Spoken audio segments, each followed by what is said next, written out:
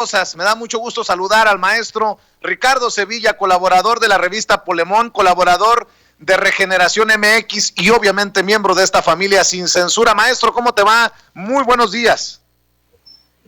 Querido Vicente, público, muy buenos días, excelente lunes. Me va muy bien, muchas gracias. Y escuchando toda esta reflexión sobre la diferencia de las clases sociales que haces tú,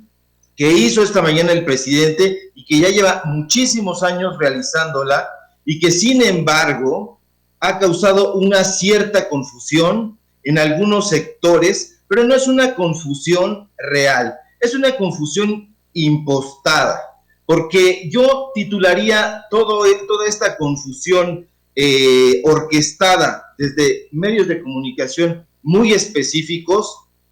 como empresarios y políticos a la casa del voto de la clase media. Así de simple, porque conceptualizar a la clase media, Vicente, nunca ha sido un tema fácil. Y no solamente porque las sociedades contemporáneas sean cada vez más complejas y las categorías laborales y profesionales se hayan diversificado hasta el extremo de desdibujarse y alterar las señales de identidad y adscripción de muchas de ellas. Eso es lo que nos quieren hacer creer estos neoliberales, estos personajes de derecha, porque a riesgo de simplificar, quizá yo me atrevería a decir que es posible decir que es más fácil definir a las clases medias por lo que no son.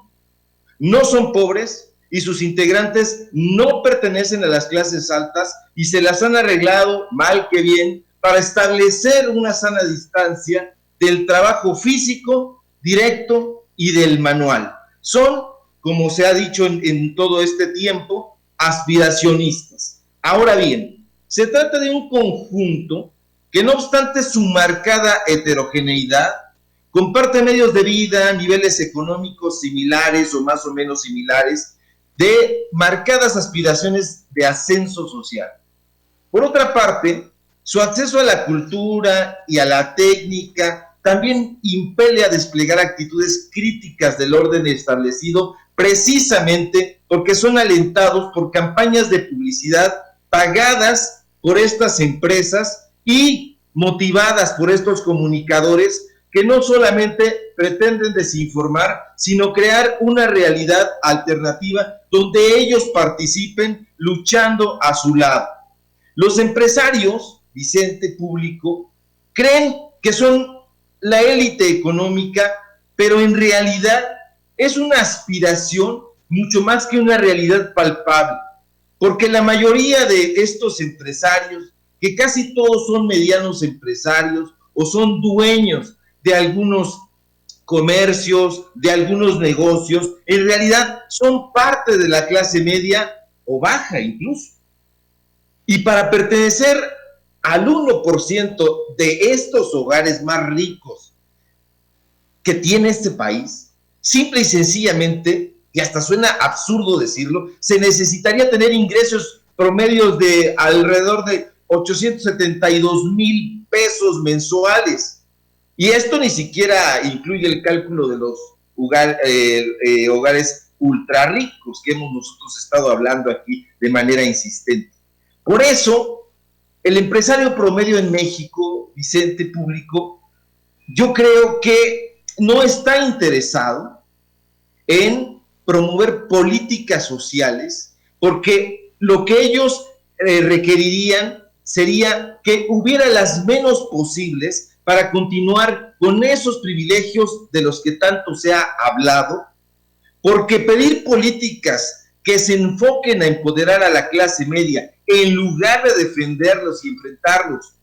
a quienes ostentan la mayor parte de la riqueza del país, sería para ellos un despropósito, porque solo son 1%. Entonces, por eso digo que se trata de la casa del voto de la clase media, porque recordemos la frase clásica de Niccolò de Maquiavelo, divide y vencerás. Entonces, los ricos ya se dieron, o los ultra ricos, ese 1%, ya se dio cuenta de que solos en una elección terminarían pulverizados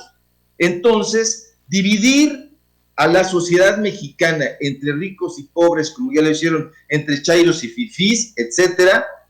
es una estrategia. Y puede parecer obvio, pero no lo es, porque la clase media empresarial, quiero decir, no debe tener la misma agenda política que las clases altas. Sencillamente no puede ser, porque tal pareciera que el empresario mexicano asume que por ser empresario y vivir de sus propios ingresos, por añadidura, pertenecería ya a la élite. Pero no es así. Eso es una grasejada. Desde mi punto de vista, de lo que debería tratarse, en todo caso, es de dejar atrás esa versión vernácula de lo que John Kenneth Galbraith denominó en su momento cultura de la satisfacción,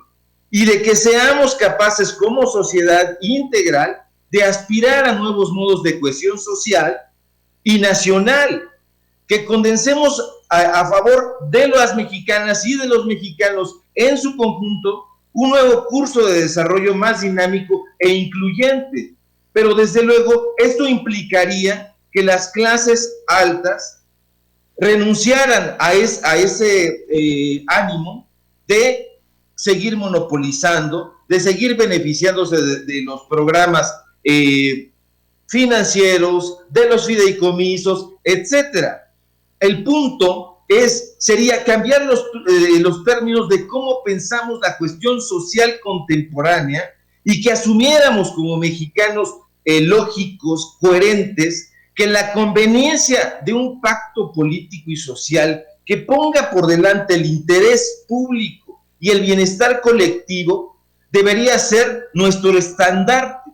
Pero esto solamente va a poder ser posible si nosotros leemos críticamente y suspicazmente todas estas notas informativas, todos estos reportajes amañados que nos están tratando de inocular las clases sociales altas, que tiene que ver con, y valga el gracejo, con un enfrentamiento entre el barrio y los Gutierritos, como les decíamos en algún momento, y que hoy cambió a Godínez. Pero eso es lo que yo llamaría a la población a realizar una reflexión profunda, de fondo y forma, de tal suerte que no nos dejemos engañar por este tipo de artefactos de desinformación para llevar agua a su molino, porque es de lo que se trató esta elección, es de lo que se han tratado todos estos memes, es de lo que se ha tratado todos estos, pues sí, valga la redundancia, estos memes postelectorales que han dividido el mapa de la Ciudad de México en dos partes, que han generado controversia y que nos dicen, bueno, pues los coloreados de guinda son los que no pagan impuestos y los coloreados de azul son los que pagan impuestos. Entonces, no nos debemos de dejar engañar por este tipo de artefactos que lo único que tienen de fondo es tratar de enfrentar a la población, tratar de llevar votos con miras hacia 2024 de la clase social llamada media, que como insisto ha sido siempre muy difícil de definir, y percibiendo esto vamos a lograr separar el grano de la buena cosecha, las piedritas. Entonces se va a tratar ahora, me parece, en esta segunda mitad del sexenio del presidente López Obrador, de que nosotros seamos mucho más reflexivos, porque como ya se dieron cuenta de que estas minorías en una elección han sido pulverizadas, que contra lo que ellos esperaban, este movimiento de transformación se ha ido adentrando hacia la República Mexicana, hacia el interior de la República Mexicana, entonces están haciendo un llamado a la división, a